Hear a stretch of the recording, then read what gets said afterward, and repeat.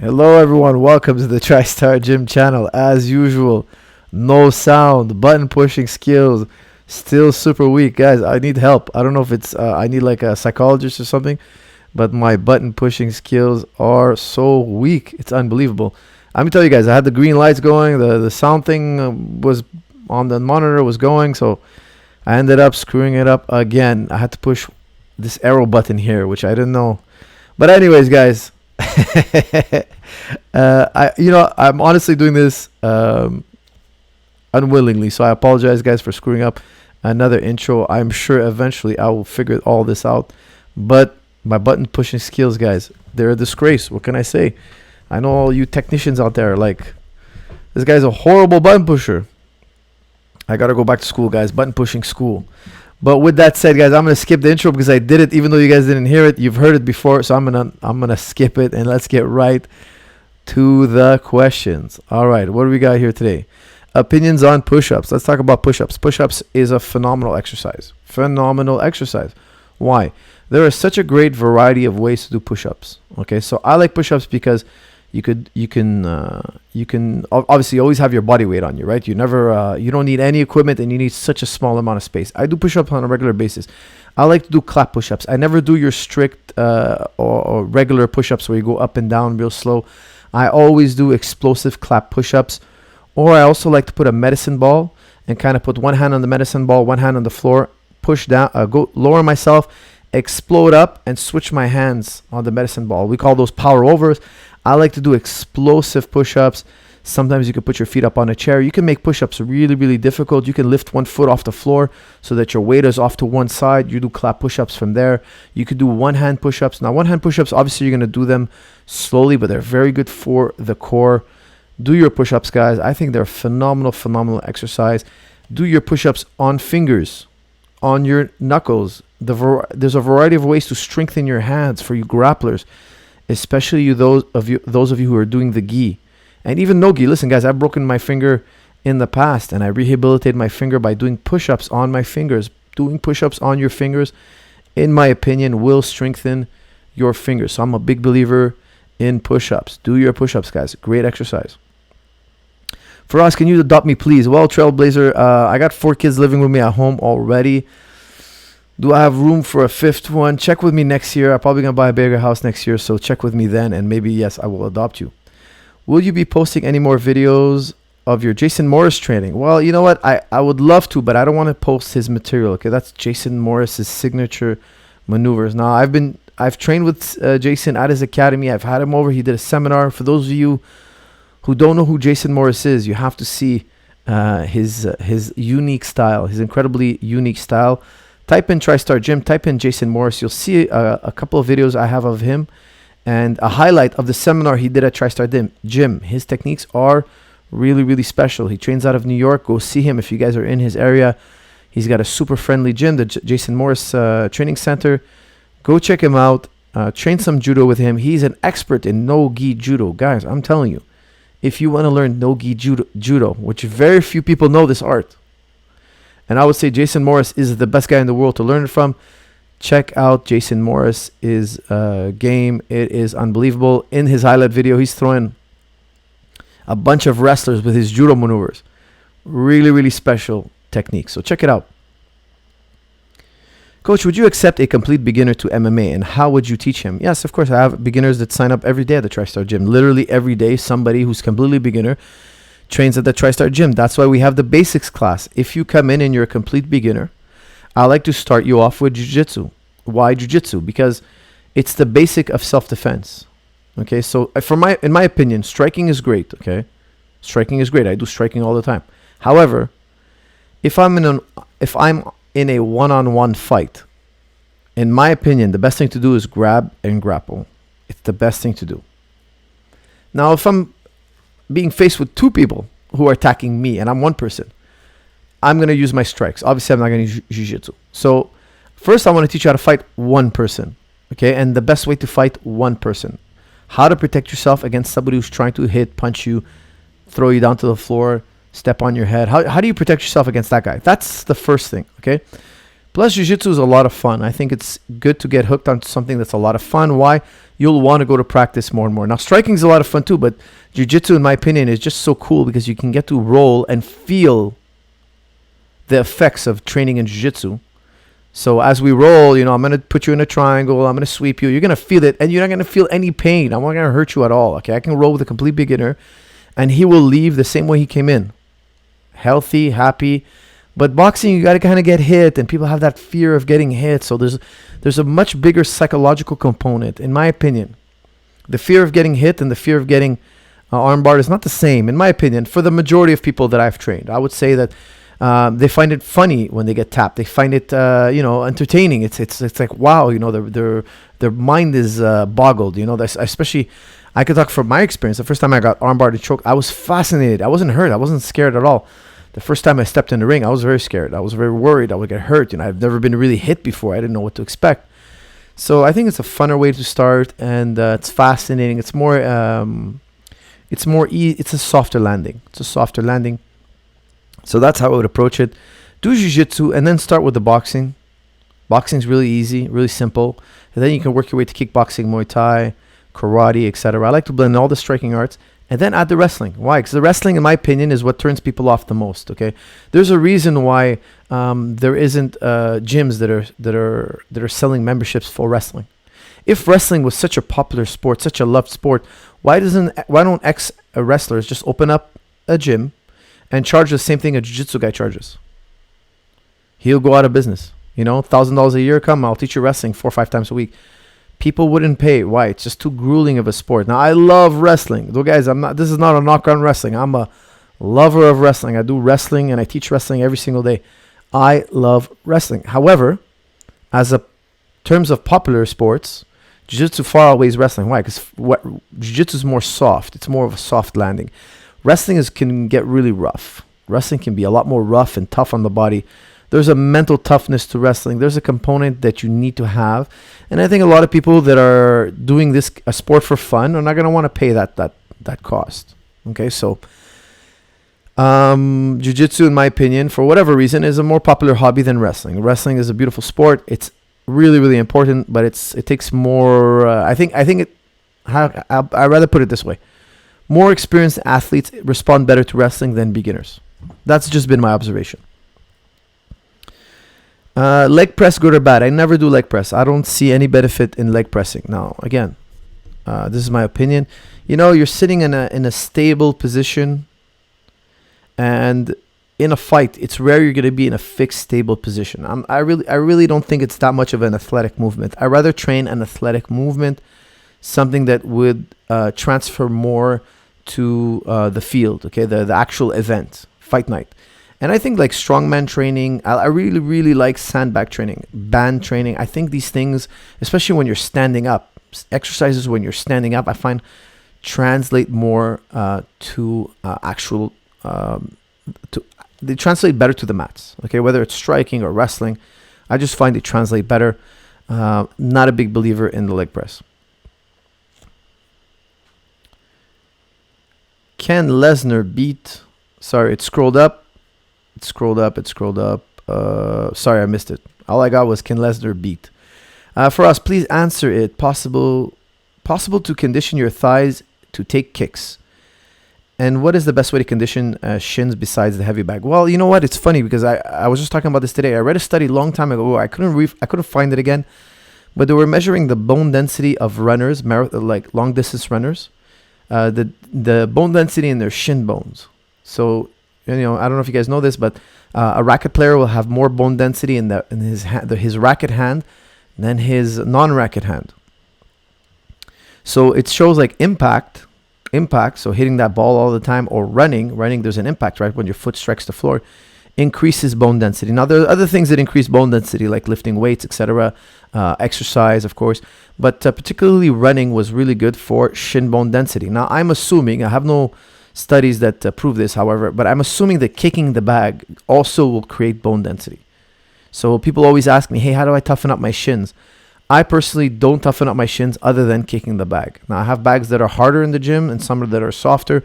I kick the harder bags every so often. I make my shin nice and red, And over the years, my shins really kind of got numb over the years of kicking the bag. Now, when I first started doing Muay Thai, my nickname was Baby Shins. My trainer used to call me Master Peter Sison Fu. He used to call me Baby Shins. He used to make fun of me all the time. Why? Because I was very sensitive to kicking. I would hurt my shin. I wouldn't kick much. I'd shy away from the kicks. Now today, I don't have any problem. How did I get over my baby shins? Well, I just kicked the bag. I didn't really do anything else. Now, I also like to do impact training. So one fighter with his hands over his head, one sparring partner just hitting the body, punching the body, and kicking the body, but extremely gently, not hard. So he'll give me a shin kick to the ribs, and I'll kind of move it a little bit, but I'll let him hit me. But my partner has to kick me very, very lightly because he could really injure me. He could break one of my ribs. I'll also let my partner knee me to the body. I'll also let him kick my thighs. I like to end sparring like this. So after sparring, sometimes I do bag work, sometimes I do shadow stuff, sometimes I do drilling, and sometimes I do impact. I let the guy hit me to the body. So I'll do a whole 3-minute rounds of him hitting me to the body, kneeing me to the body, kicking me to the leg, and just taking that shot, just getting it over it psychologically, getting hit, getting comfortable with how to absorb a strike. And then after the 3-minute round is up, I'll go and start working the body for 3 minutes. So my partner will put his hands up and I'll work for 3 minutes on the body and I'll kick the leg. Of course, it's always done gradually. And then you could build up intensity. Ask your partner, should I go a little harder? I also like push kicks to the body. I'll let my partner push kick me. Why? If you've never been push kicked before, you don't want to be push kicked for the first time in your fight. Okay, you got to know what it feels like. So you can develop a maturity, So you can, sometimes when you get hit, your imagination runs wild. You're like, oh my God, I just got hurt. I might get, No. How bad was the shot? Somebody who's been hit many times can assess a lot more effectively, a lot more realistically than somebody who gets hit for the first time. Okay, so we want to eliminate that emotional component. I remember when I was fighting amateur, I would get hit and I would think, oh man, the guy really hit me super hard. I remembered the shot. Like after the fight, I'm like, oh yeah, in round 2, he hit me with this really good shot. And then I'll rewatch the tape and I was like, it was nothing. It was nothing. Like my imagination ran away with me a little bit. So with experience afterwards, in my later fights, once I had 15, 16, 17 fights, I started to have more of a maturity. If somebody would hit me, it would be like, not a big deal. Okay. I could assess more what a real strike is. Okay, guys, we got some super chats. I don't know how I feel about super chats, but let me do them because these people put up money. Rashad Tubele, what are some of the red flags when it comes to spinal health in training? What do you recommend for spinal health recover? Listen, the number one book I have ever read on the back is by Stuart McGill. I have the book here somewhere. I'm forgetting what it's called. He's got several books. I'm just trying to look at my library here, see if I could spot it. I'm forgetting the name of the book. It's an excellent book, okay? But again, guys, I'm always talking about supple leopard. Everything that he says in Stuart McGill's work, basically, the best way to fix your back is everything Kelly teaches you, okay? With the exception, Kelly doesn't go into abdominal strength. Stuart McGill talks about the importance of abdominal strength, yet Kelly does talk about abdominal tension. You should always have a certain amount of tension in your stomach. He calls it the slap test. If I slap you in the body, in the stomach, will you flex your abs? That's the amount of flexion you should always have whenever you're doing any athletic movement. That's the minimum. You should always have some tension in your abs. Okay, so if you're gonna pick up your son off the ground, a child or whatever, or you're gonna pick up a box and shelf it, whatever, you should have some abdominal tension to protect your spine. Now, Stuart McGill gives a really nice example. He says, look at this fishing pole. Look how it kind of like, it's in one of his books. I wish I could remember the name of the book. Okay, but type in Stuart McGill. He has like 6-7 books. I bought one, read it, beautiful book. Okay, the fishing pole kind of like bends. He says, look, your abs are made to keep the fishing pole being your spine. He says the abs are made to hold the fishing pole straight. So he says, imagine I tethered the fishing pole from all different directions. I would hold that fishing pole up straight. Well, that's what your abdominals are there to do. Okay, so if you want to keep tension off your spine, if you want to if you want to give the maximum longevity for your spine, you want to take the load off your spine. Whenever you're exercising, there's a load on your bones. If you want to eliminate that load, the stronger your abs are, the more protected your spine is. Okay, because the stronger your abs are, the more they can relieve your spine from whatever load you're exercising on it. Okay, so the stronger the abs, the better. He doesn't like abdominal exercise, traditional abdominal exercises like sit-ups or crunches, because the flexion of the lower spine actually puts miles on your discs. Okay, you're using your discs. He teaches stirring the pot. Okay, so I like plank. I like Michael Kogan's leg raises. So you grab a chin-up bar, you're hanging from a chin-up bar, and you raise your legs, because there's no flexion of the lower spine. It's flexion of the hip bone. Okay, what Kelly Starrett calls the hinge. See, when people flex at the hips, because they have poor hip flexibility and mobility, they have 4 or 5 hips, as Kelly Starrett says. They'll bend at L4, L5. So the spine is flexing. You don't want the spine to flex. And we lose our mobility because of years of sitting in chairs and not exercising certain ranges of motion, etc. So really, you really need to get into the Supple Leopard. Read it. It's got all the answers. In my opinion, I know there's a difference of opinion, guys. I know that there is a difference of opinion. And I know that there's always new research coming in. And again, that's why once upon a time I said a hypothesis can never really truly reach a fact in the mathematical sense. A scientific fact is always a very agreed upon hypothesis. Okay, the more we agree upon it, the higher up the hierarchy it goes. It can go from hypothesis to theory, and then we can get to fact and law. However, we can never be 100% sure. Why? Because there's always new evidence that can come and contradict us. Now, some of you guys wrote me, guys, Coach, oh no, there's new evidence that shows that certain things that Kelly Starrett said are possibly questionable. Yes, I get it. No doubt about it. That's why he's already at his 2nd edition, and I'm sure he's going to come up with the 3rd, 4th, 5th edition.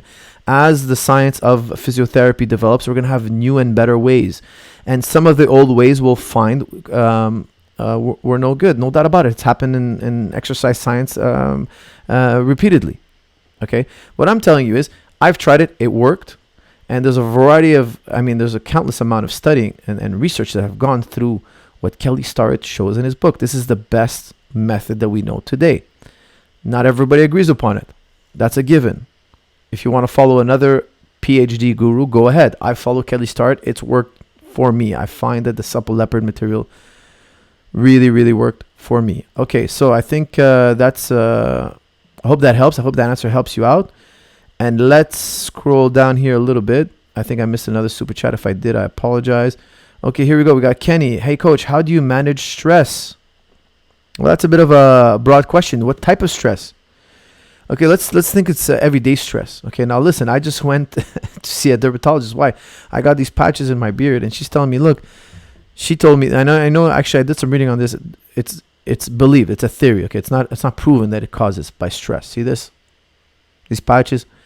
She says, look, you got to try to lower your stress. Now, I got some injections in my beard, and she says that's going to help it grow. And hopefully, guys, I've already noticed that they kind of faded away. But she says the theory is 2 possible diseases: thyroid and what do you call it? Diabetes. She really doesn't think I have either one of those. She thinks it's stress. Now, listen, guys, if you were to follow me in a day, I do a lot in a day. Like, I don't find I'm stressed. Honestly, I don't find I'm stressed. However, I do burn the candle at both ends. I do. Believe me when I tell you, I get up in the morning. I go through my morning routine. I read. I study. I do my morning routine. Then I go to practice. Then I come home. I do this thing. Then I train my sons. And then I go right back. I got no time. I got no time to kill. And then I go right back to the gym. So I have very little time to myself. Sometimes I will sneak in a small nap. Sometimes I will not do this episode and just lay down on the couch. I need to rest. And then I will go at night practice. And night practice is very long. And I'm working with the pros. And then I come back home at night. And again, I do some reading. I like to watch a documentary. I have my dinner. That's my time where I deflate. However, sometimes I feel that I need a break. Like, my routine is too intense. There's too much going on. And don't forget, guys, I also get, like, no exaggeration, I get between 30 to 70 emails a day. And that's not counting my text messages. So I'm getting, like, bombarded. That's why I don't open my emails. Like, if you look at my phone, I got like 20,000 somewhat unread emails. Like, when my wife looks at my phone, she's like, you're crazy.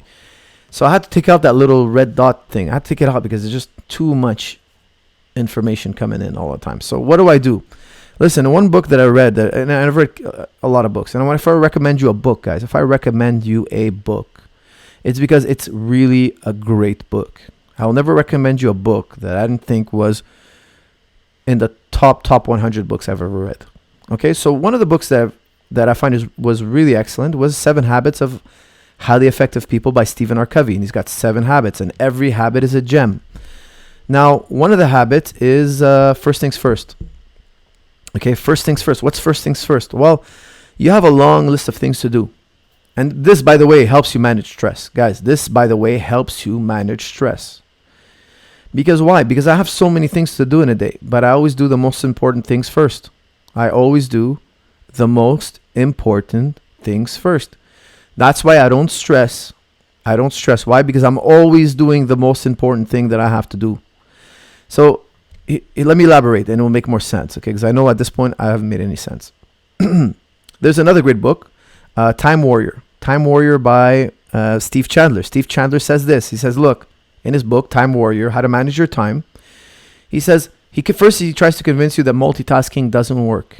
Okay? He gives some nice evidence for why multitasking does not work. So if you're trying to do 2 things at once, you do them both very poorly. And less gets done than if you did one thing at a time. So if you had to do 2 things, if you did one, then the other, you will get it done faster than if you try to do them both simultaneously. Okay? So he goes on and convinces you that you're at your most efficient when you're doing one thing at a time. So we accept the premise that we're going to do one thing at a time, not 2 things at once, okay? You're going to do one thing at a time. That's it. Okay, do you accept this premise? Okay, personally, I accept this premise. In my life, I accept it. I can only do one thing at a time. Now, we're always going to do the most important thing on the list.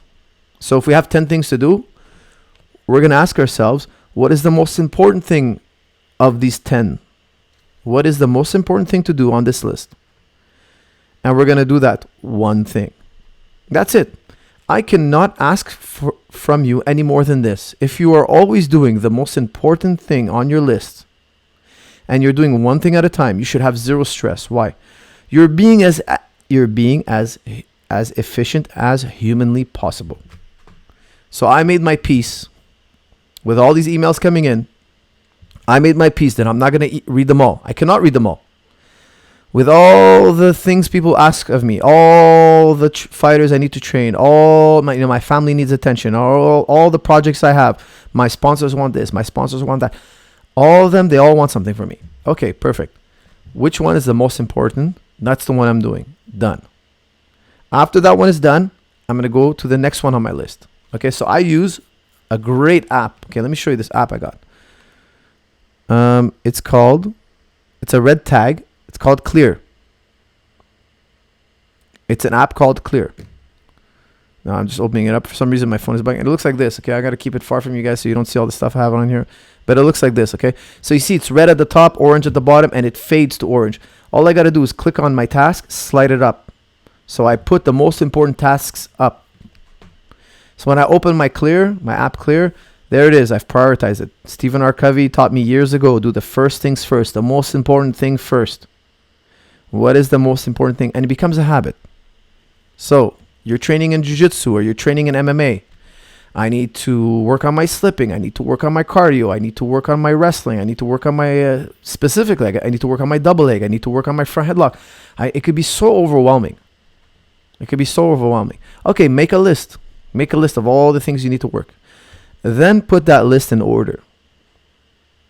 This might be a tough thing to do. You know, you might be like, you know what? I think cardio is the most important thing for me. Why? Because I'm doing really well in the first 2 rounds. Then the 3rd round, I always tank.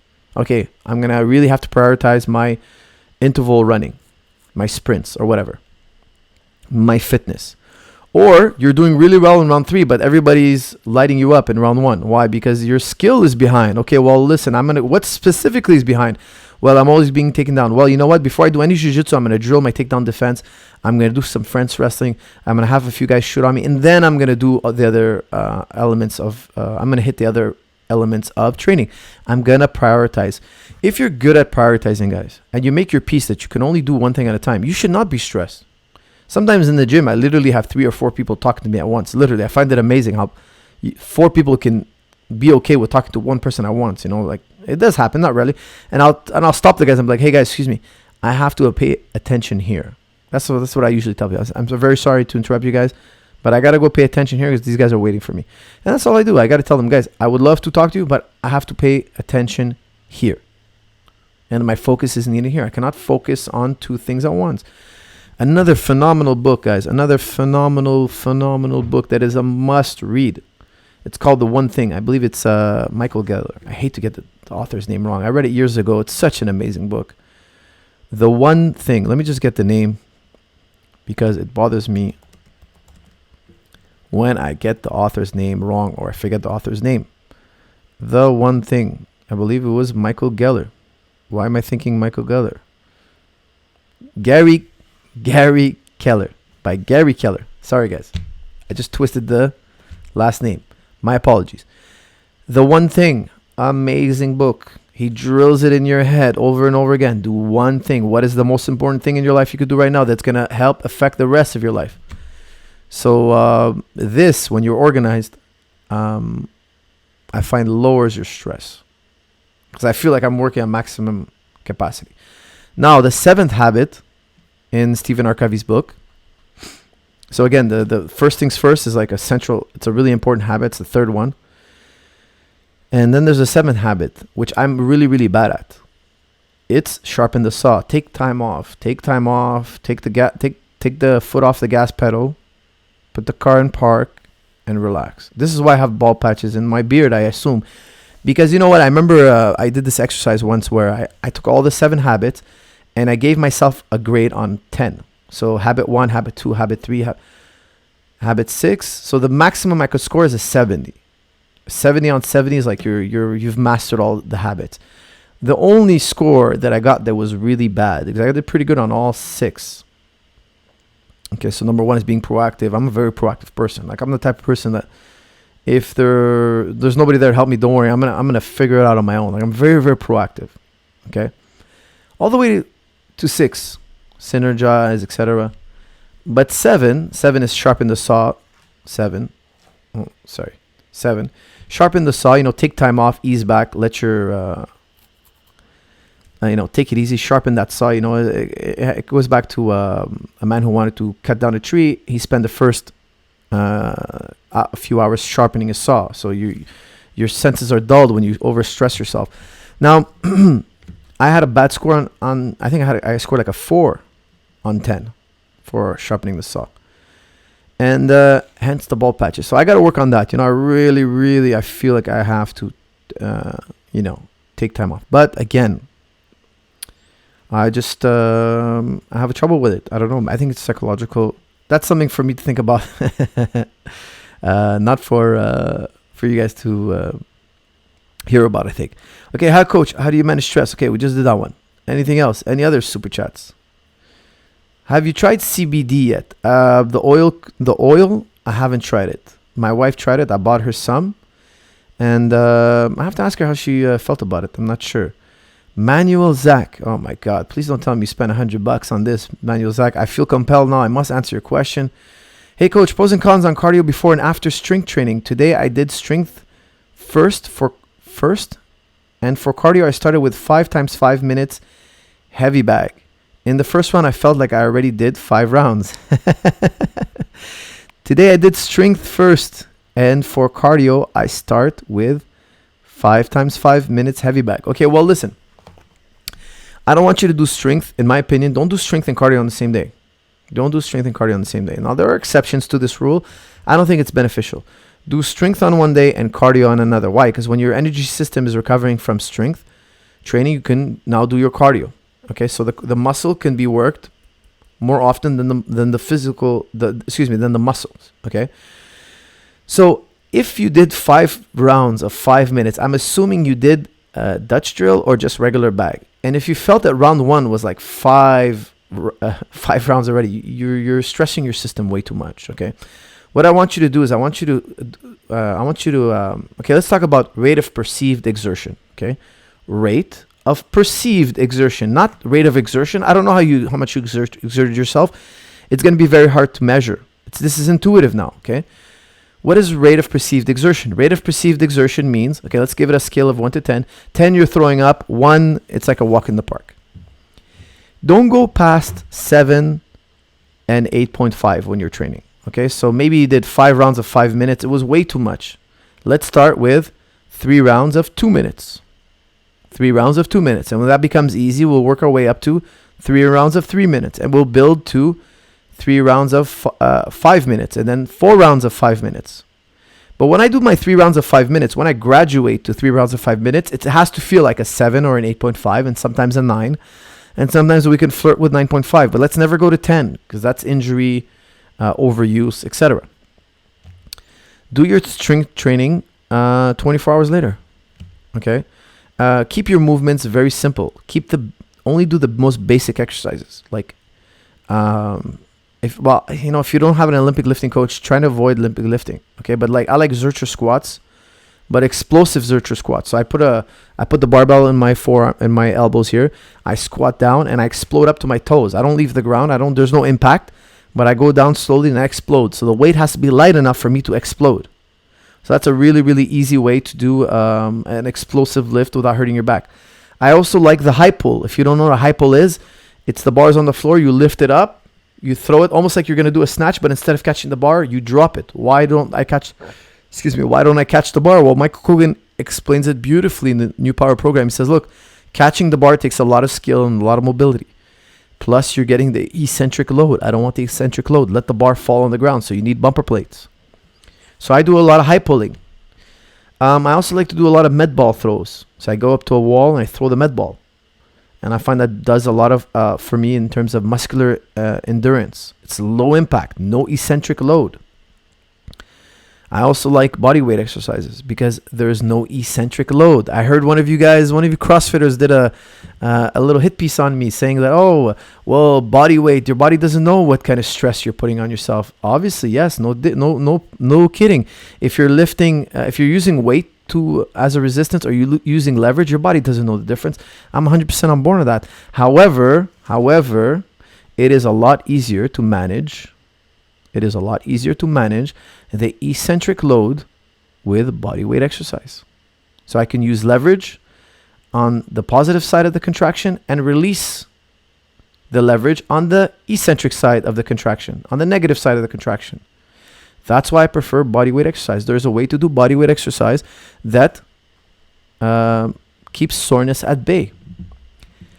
Try teaching a beginner to do Olympic lifting. It's not as easy. And when CrossFitters, not all CrossFitters, some CrossFitters are great Olympic lifters, but some CrossFitters, when they're new and they're doing Olympic lifting, they're doing it wrong and they're flirting with injury. Now, the sensible CrossFitters are going to use a light weight. They're going to build the skill and then they're going to move to the heavier weights. However, sometimes the young kids, they get excited and they jump to the heavier weights too fast and they might hurt themselves. Okay, so there's a smart way to go about the weights. Now, it doesn't matter if you're using CrossFit or not. Okay, if you're smart about how you go about Olympic lifting and you have a good coach and you have somebody who can correct you and have somebody to help you learn Olympic lifting is great.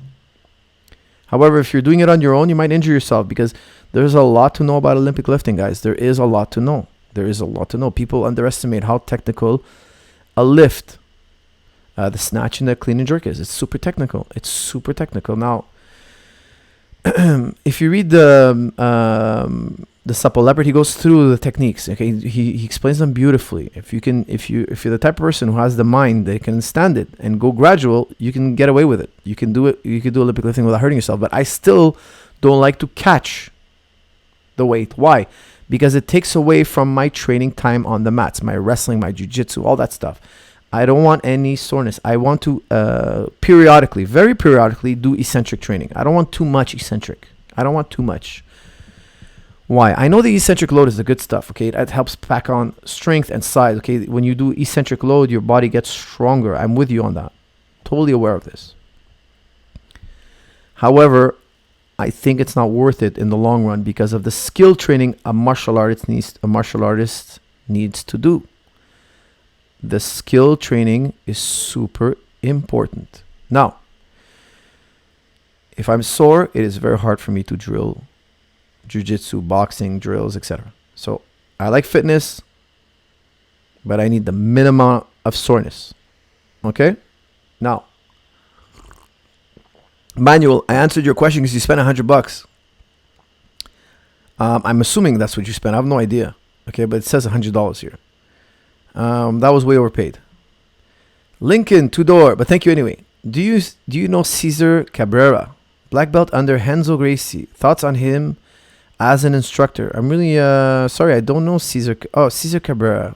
Maybe he goes by a nickname. I might know him by his nickname, so I apologize. Let me Google him right now real quick. Cesar Cabrera. Let me just. Well, listen, all the guys at Renzo's are great. Okay, but when I go there, I train with John Danaher. I don't really train with anybody else. Okay, no, I'm not familiar with him. I haven't trained with him. I'm sure his jiu-jitsu is brilliant, but unfortunately, I have never trained with him. So my apologies. Next time I'm at New York, I will try to say hello. Thoughts on Mind Muscle podcast telling you to stay in your... Guys, I asked them to debate me. So I just saw that they wrote me back, so hopefully I'll debate with them. We'll have a nice soft dialect. Listen, I'm going to try to be nice, but they said some things I didn't like, okay? So if they're nice, I'll be nice, guys. But if they're not nice, I will let them know, okay? I will let them know. Believe me, I've trained countless people at the highest level. And I don't want to toot my horn, guys, please. But I've trained, it's a fact. I've trained countless people. And in the world's most brutal sport, fitness is my lane. Okay, guys, I have a tremendous amount of experience when it comes to fitness. Now, fitness is a very broad term. What is fitness? I look forward to our dialogue. My friends. Okay, next one here. Remus Munt. I've damaged my shoulder and knee tendons. What can I do to help my recovery? P.S. Thanks for shared knowledge. And the MMA legends. Thank you, boss. Appreciate that. Shoulder and knee tendons. Well, listen. I like the pool work. Check out SSL pool work. I've talked about it in the past, so I'm not going to elaborate here, but check out the Sports Science Lab. They have a DVD for pool work. Get that done, man. It's great stuff. Salam alaikum. Salam alaikum, humble man. I challenge you to fight in the octagon, big mouth. Thomas, make your way to Tristar Gym. I got an octagon. Tomaskovi, whoever you are, come on down. I spar on a regular basis, so come on down. Hello, how to gain weight properly without destroying health? What exercises do you do what to eat? Well, listen, here's the conventional wisdom. Here is the conventional wisdom that if you sorry guys, I gotta kick a guy out. It's being a dummy. Okay, so conventional use is if you cut your calories 15%, roughly about 15%, you will go into a caloric deficit. That's not too drastic that you'll put yourself in starvation mode or like you'll feel dizzy or performance will drop, but enough that you'll burn fat. Now listen, I don't really. Well, I've worked with so many experts, and not many of them use this kind of approach. Okay, so there are different approaches. Here's one that I'm really liking. Okay, so I don't know if you guys know, George is really big on fasting now. He's been doing fasting. He's gotten tremendous results.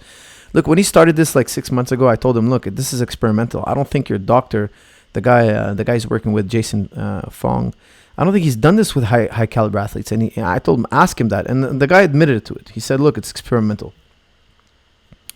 But listen, his results were great. Okay, so look, I really like what he's doing. I gotta admit, but it's different. What he's doing is he's fasting now. Like it's changed. Like they've done more heavy duty fasts.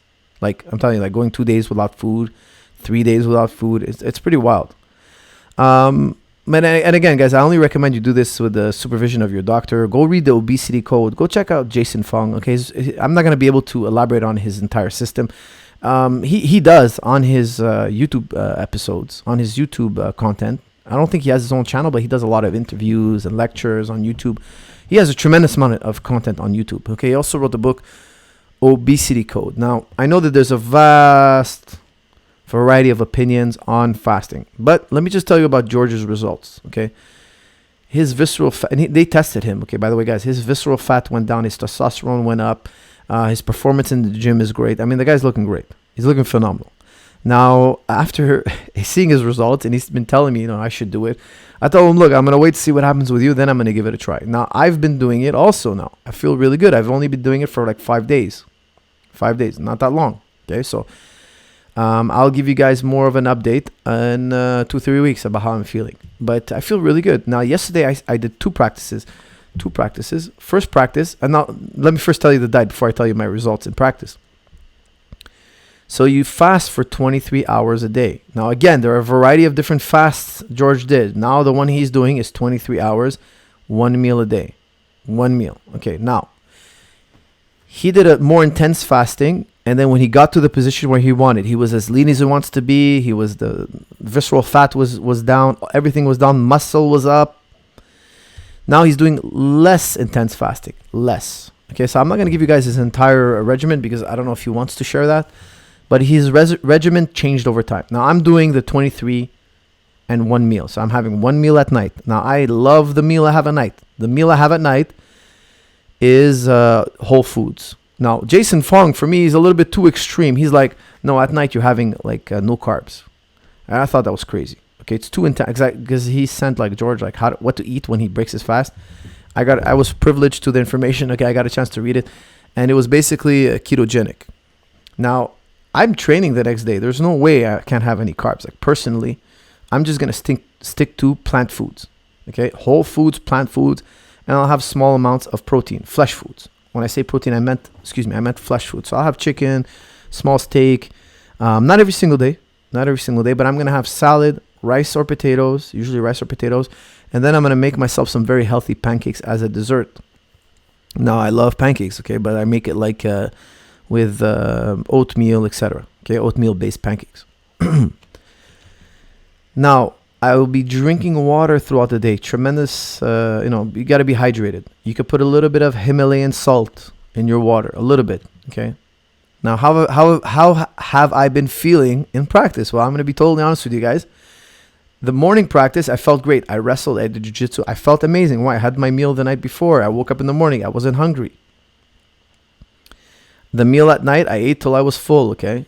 I didn't eat till I was like passed out, but I ate till I was full. I wasn't hungry anymore, and I was satisfied completely. I didn't crave any food, and I had my dessert as a healthy type of dessert, okay, natural food dessert, and I felt great the morning after. I woke up feeling good. And the reason why I say that is sometimes when I eat junk food at night, I eat a lot of junk food. Let's say I eat McDonald's or like Greek food, like I really go all out, like or it could be any type of food. It could be Chinese food, whatever. But I'm not eating healthy stuff. Okay, I'm eating processed food. The next day I feel horrible. I don't know about you guys, but I feel really bad. I don't feel good. I feel lethargic. I feel weak. So I feel really good after my 1 meal at night. I wake up in the morning. I sleep like a rock, guys. When I have my 1 meal, so I've been fasting 23 hours. I eat my meal. Let's say at 9 o'clock at night, 10 o'clock at night. I sleep like a baby. I wake up feeling amazing. I have water. I go and I wrestle. I felt great. I feel great. The morning practice is A1. I feel amazing. Then I come home. I do all my stuff. I don't eat. It's a major time saver, guys. I'm telling you, I'm loving the fact that I don't have to eat. I don't have to waste time. Guys, I don't have to waste my time eating. It's amazing. I love the amount of time it saves me. I know it sounds ridiculous, but every minute counts. I love it. Then I go night practice. Night practice, guys. Yesterday I sparred and I felt my cardio go. Round 1, I was doing amazing. Round 1 was amazing. Round two, my energy tanked. Now I was about to call George and ask him, hey man, listen, I know you told me your cardio was great, but my cardio tanked. Like I know why. I believe I know why, because I have no carbohydrates left. My morning practice, I guarantee you my carbohydrates are done. The glucose is gone.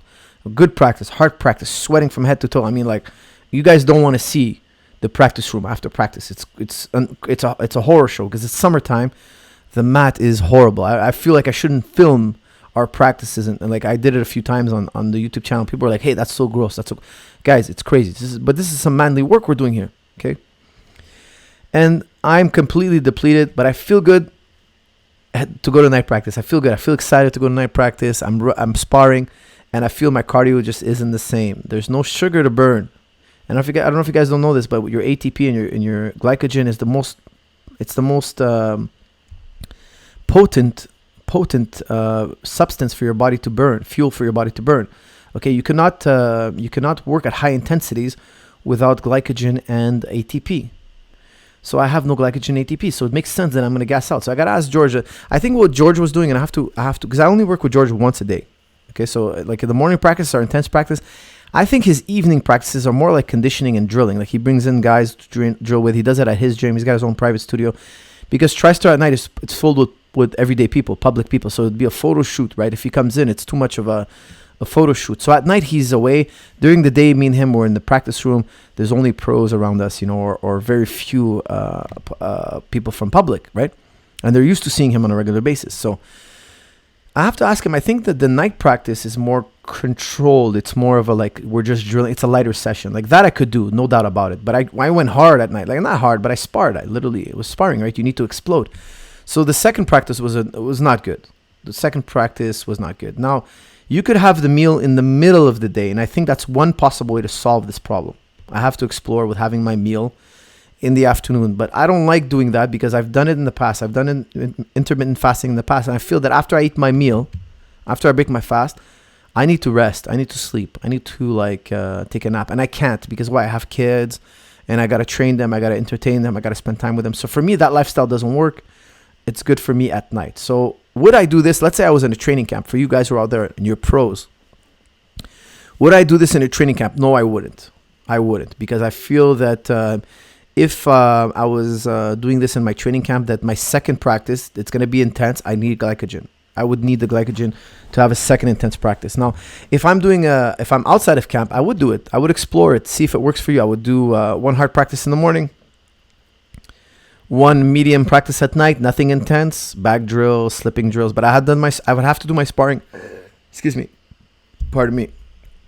I would have to do my sparring early in the morning, not at night because I have no glycogen.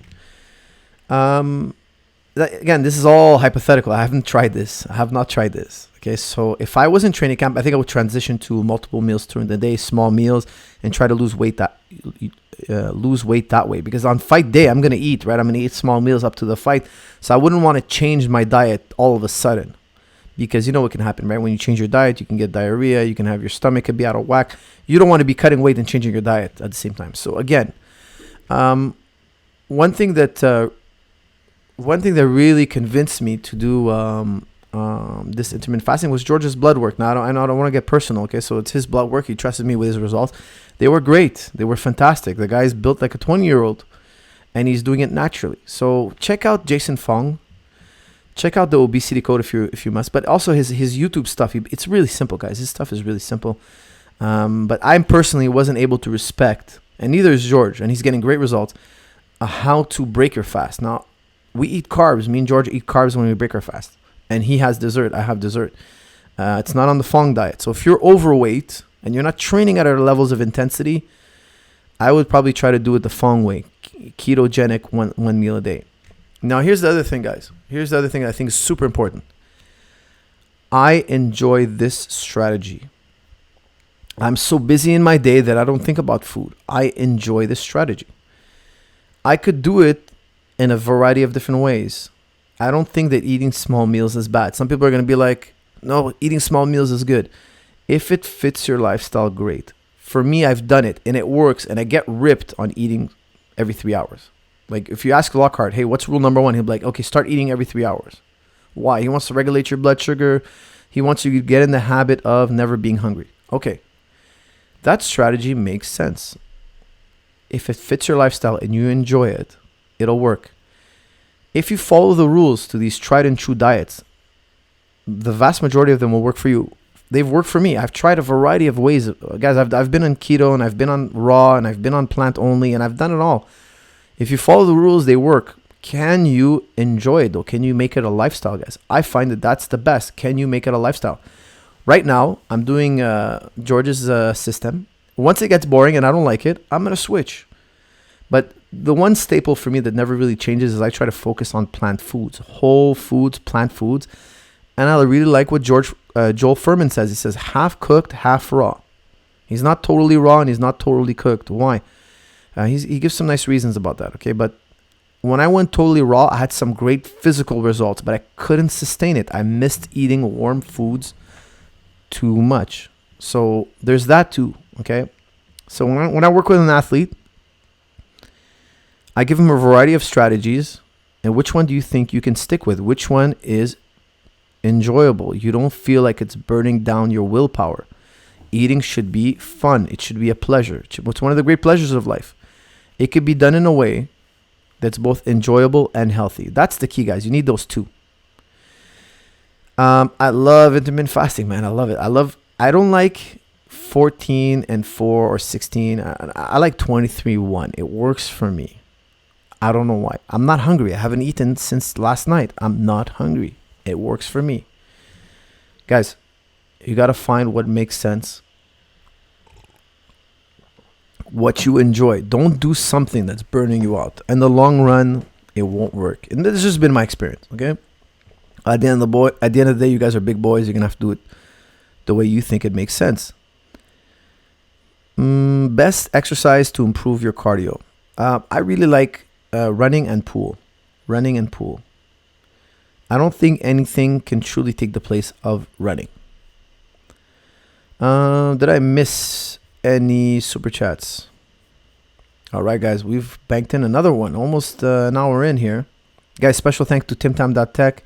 They make the world's best deep tissue therapy device. jujiclub.com. Check out my first instructional.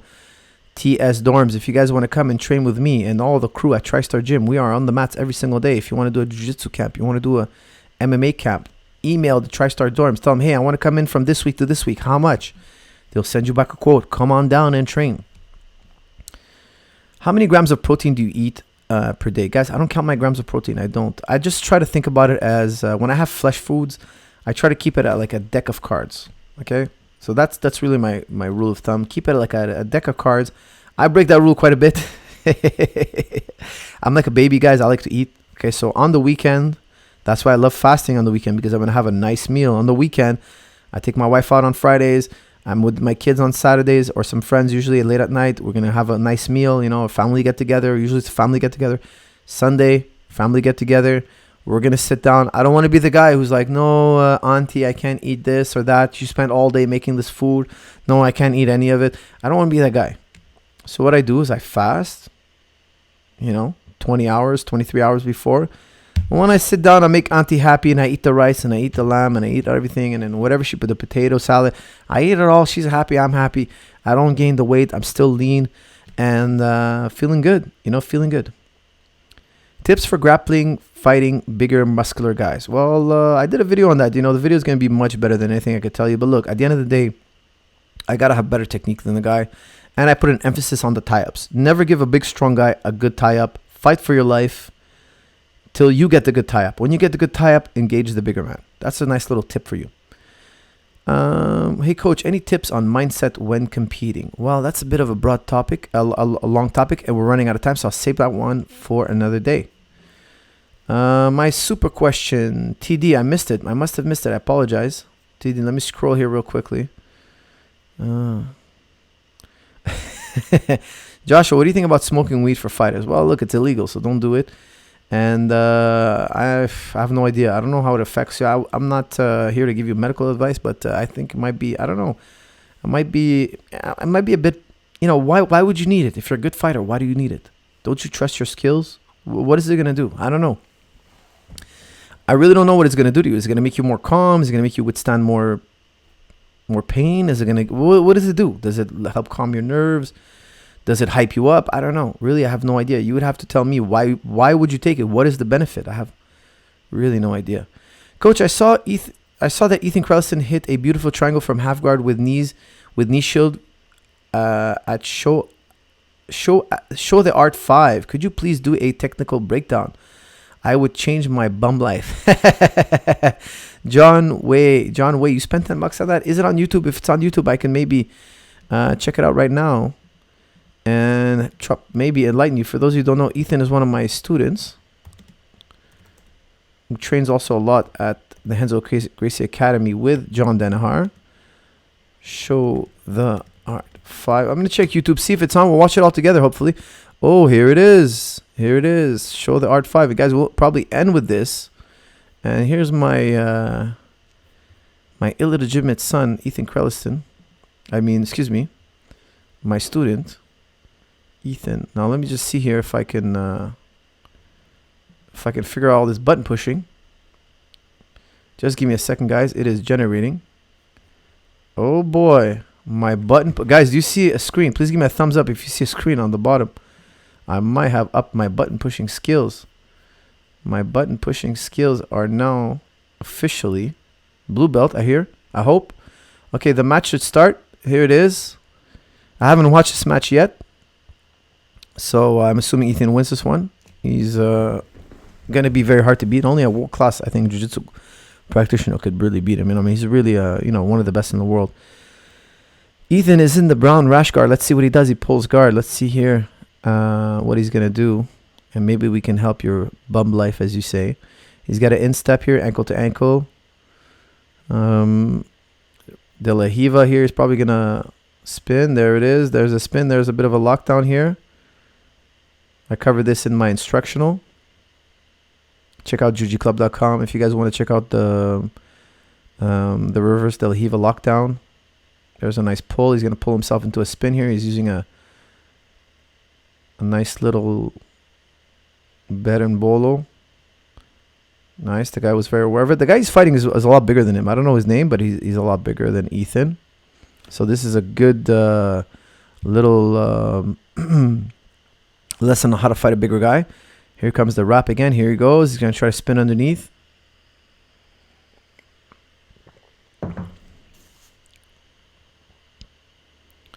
Some more spinning here. Footlock attempt. See, it just makes it really hard. When you do the reverse De La Riva, when you do that lockdown, it makes it really hard for the guy on top to pressure pass. It just makes it really, really hard. You see, Ethan's the much smaller guy, but the guy on top cannot use his weight, really. It's a great way to deflect. And I talk about that. I make a really, really good point to mention that in my DVD, how to deflect the weight over the top of your head. You see the guy keeps kind of flying over Ethan's head. Ethan's doing a good job here of not being pressured. And that's why he's able to spin and roll. And you see, there's a lot of dynamic movement here. He's not just being smashed and flattened. So here we go. There's the approach. There's the De La Riva again. There's the spin. This is a nice little match here. The guy's going for the back. That's a nice little counter to the De La Riva, is to try to shoot the back. There it is. He's partially on his way there. No hooks in. I personally, I find that Ethan's being a bit too relaxed. I personally don't like to let the guy get that close to my back. But again, Ethan is, more comfortable there. Nice recovery. For those of you listening to this on iTunes, guys, you gotta watch this segment. I'm gonna end on this segment, so the rest of this is just a video.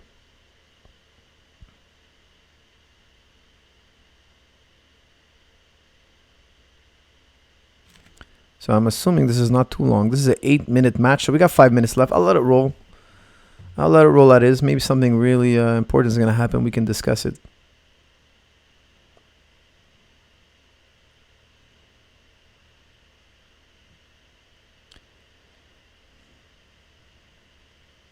One. See, he's just got such a confident De La Riva, reverse De La Riva, that he can just relax. He's not working really hard. Like, he can fight for 20-30 minutes here like this. This is not him carrying his opponent's weight. And that's really a key point to the reverse De La Riva. And I explain it very thoroughly in my instructional. And that's the heart of bottom position. If you're carrying your opponent's weight, it's unsustainable. That's why I find that a lot of instructors don't make enough emphasis on this point. That if I'm carrying your weight, I'm doing something wrong. I think a lot of elite jiu-jitsu practitioners do it, but they're not aware that they're doing it. You know, it's such an important principle in jiu-jitsu. I'm going to fast forward this a little bit because this is more of the same. Oh, there was a sweep here. Let me rewind this. Okay, let's see what happens here. There's another spin. The guy goes for a leg lock. As he goes for the leg lock, let's see here. We're going to end up in 50. No, we're an outside ashi. So counter leg lock here. Beautiful transition here by Ethan. Straight foot lock. Maybe a short ashi coming up. He's going to use it to sweep. Beautiful. Fantastic. Beautiful pass. Look at that. Didn't even take 5 seconds. Beautiful passing here by Ethan. This is some beautiful passing. I was actually showing you this last week in the gym. some beautiful, beautiful passing. How to pummel your butterfly hooks and pass using your feet, not using your hands. He passed a much bigger, stronger opponent.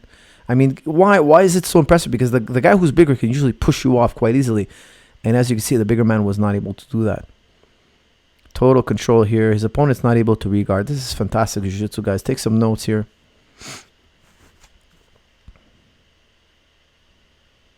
And I love how relaxed Ethan is. And this is difficult to do because he's fighting a bigger, stronger guy. Kimura attempt. Oh, look at this. Here comes the triangle. Man pops out the back. Oh, quick pass attempt going negative. Let's see what happens here. Not able to pass the guard. So I don't know if there's a point system here. It's sub only. I'm not sure what show the art rules are. Oh, it says sub only in the background there. I don't know if you guys can see it. The banner says sub only. Let me make the screen a little bigger for you guys. I'm not reading your comments right now, guys. I'm hoping everything is functioning perfectly. Scramble to the back. Okay, now I can see you guys' comments. What do we got here? We got a katakatami attempt.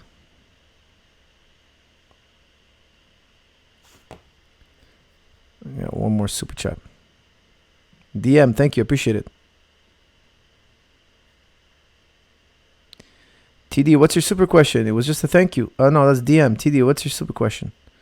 As this match is going on, I'm trying to find your super question.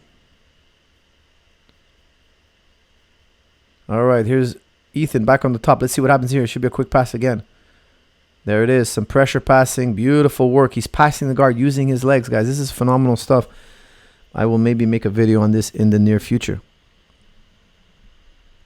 I'm hoping this is the correct match. This is Show the Art 5, so this is the match you refer to.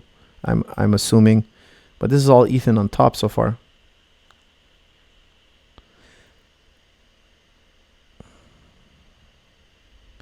For us, can you do more technique videos? Yes, I will do my best to do technique videos, guys. It's just a question of time. I will continue on the technique videos, believe you me. I'm just going to shoot the next instructional video. Once that's done, I don't know why, but my headset is bugging out. I will try to do more technique videos, guys. That's a promise, guaranteed. But I just got to shoot reverse del Riva too, and then once that's done, I'm going to get back on the technical stuff. Okay, I'm going to fast forward this because I'm assuming he doesn't finish him here. Oh, no, he does finish him here. I don't know what you're referring to. I remember you said that he did a triangle from Z-guard. So that was a fun match to watch, but unfortunately, I didn't find... And if I remember correctly, you said Show the Art 5. So my apologies if I got that wrong. That was a great match. Great match to watch. Happy to see Ethan win another match. Good job, Mr. Crelinsten. And guys, we are an hour in. We've banked in another episode. But let me do one more question because I know you guys did some super chats while we were watching that. And I missed some. So let's do one more here. It'll be the last one. Lincoln Tudor. I'm hoping this is the one. You said sprints and Dutch style work for cardio. Do you need steady state cardio to increase the size of the heart? Taught by Joel Jameson. Well, guys, I know that when you do cardio, okay, you may this is I haven't read on VO2 Max in a long time, but from what I remember, this is many years ago, that after your VO2 Max, your arteries, they can grow, your heart will grow, but only after 2 years of intensive training. So if you're doing a sprint routine for about 2 years, if I remember correctly, it's about 2 year mark that your heart will stop growing. So I would bear to guess that the sprinter and the marathon runner, the steady state running, as you say, their hearts would be just as enlarged. I have no studies to refer to. I'm just assuming here. I don't remember them referring to a particular athlete, because I don't know if you guys know this, but athletes typically have a larger heart, an enlarged heart. Why?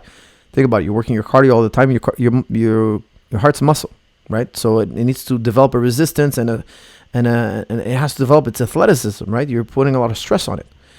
I don't think your heart can get much larger than after 2 years of intensive training. That's what I remember reading. Again, memory is not 100% reliable. I have to dig it up again and look it up. Okay, I'm not going to do that now because that would eat up a lot of time. But if I remember correctly, after 2 years of intensive training, whether it's cardio or marathon running, whether it's sprinting or marathon running, I don't believe that's an issue. Now, listen, I don't do any steady state slow running with any of my athletes. I don't do any type of running that lasts more than 15 minutes. Now, in the 15 minutes, you'll hit aerobic levels. Yes, absolutely. But I don't do long distance running. Nothing. Even if you're getting ready for a 25-minute fight, I don't do 25 minutes of running. I don't do any running routine that's greater than 15 minutes. Most of my running routines are very, very short and intense. Why? Because I prefer intensity. Now, some people do long runs to burn fat. If you have a weight issue, there might be an exception for you. So you want to run at a steady state for a prolonged period of time so you can get right to the fats. Okay, you can burn fats immediately. You get to the fats right away. I prefer to use diet and exercise, intensive exercise and diet to burn fat. I'm not a big believer in running because you have so much things to do. You think I'm going to get on a treadmill for 45 minutes or I'm going to go for a run for over an hour at a slow pace? I have better things to do. I have other skills. It'll never make the top 3 of my list. Remember, we were talking at the earlier part of this podcast. I was talking about prioritizing your exercises, your drills, your workouts. What do you have to do specifically in the gym? Steady state running will never make the top 5. It'll never make it. It'll be on the list, but I personally will never use it unless the athlete I'm working with is massively overweight. And even then, I'd rather make him swim because if he's overweight and make him run, his joints might buckle, might buckle under the stress if he's overweight, and weight is the number one issue. I might just put him in the pool, guys. And pool, he can lose a lot of weight in the pool, eating and exercising, and he can do aerobic and anaerobic work. And also the pool, he won't be sore, so I can get him to work every day. Again, like I always say, guys, consistency over intensity. If I make a fat guy really run for an hour, the next day he's gonna be dead. He's gonna be wiped. Okay, don't forget, take a 50-pound vest, wear it, and go jog for an hour. The next day you're gonna be sore, guys. You're gonna be sore. The guy's got 50 pounds of dead weight on him. The guy's obese. Maybe I'll do steady state with him. Maybe. Because I can't even teach him armbar. He's too fat to do armbar. He's too big to do armbar. He's too big. He can't even move his body. So I got to drop some stones. Maybe. But I haven't worked with an athlete like that in many, many, many, many years. So I don't use it. I never use it. Lincoln, I hope that answers your question. But stick with sprints. Stick with bag intervals. And I think you should be fine. There are other exercises you can do. I like med ball tosses, throwing med balls against the wall. So I catch the med ball, throw it, catch it. So it's really quick. And I do a variety of throws. And it's very explosive, but low impact. And I manage the eccentric load, the negative contraction of the muscle. So that eliminates soreness. I can do that. I can do 3-minute rounds, five 3-minute rounds. Spend a ton of energy. I'm working it. I'm working hard, but not sore the next day. And I can wrestle the next day. And I'm not injured. My joints feel amazing. Guys, I got great joints. Thank the Lord. Thank God. I'm very healthy joints. Now, will it happen one day that I'm doing a podcast and my shoulder's broken? Yeah, it's inevitable, right? It's inevitable. It's going to happen. I'm putting my limbs in weird positions every day. One day something's going to pop. But when that does, I'm going to go through the rehab and prehab and protect my joints as much as possible. Guys, for the amount of training that I do, my joints are healthier than the regular guy. I would contend that my joints are healthier than the regular Joe who does a mild amount of training. But again, I really put my joints in highest priority. I protect my joints at the highest level. Why? Because once they're gone, they're never coming back. Until science figures out a way to repair an ACL injury in a week and your ACL is not better than it was before, then maybe I'll be more reckless in the practice room. But again, I always want to put consistency over intensity. So I'm only going to work out today as much as I can, that tomorrow I can work out again. And if I'm sore, I'm going to do a very, very mild workout. I might just do some shadow boxing. I might just do some technique. I still go in the gym, but the workout's going to be mild. I'm not going to grind it out today. I'm not going to wrestle live. All right. Okay, guys. So I hope this was another good podcast. I hope you guys had a lot of fun. Please share, like, comment. And I'm hoping, guys, in the fall, to get this going to one episode. Dare I say it? No, I'm not going to say one episode a day. That'd be crazy. I hope to do 3 to 4 episodes a week. 3 to 4 episodes a week. But you guys got to like and share. Help me out here. Okay. So hopefully we can boost this channel up. And let's get more sponsors, get more episodes. and keep the fun rolling. Guys, thank you very much. Really appreciate you guys tuning in. I will see you all in the next episode. Thank you.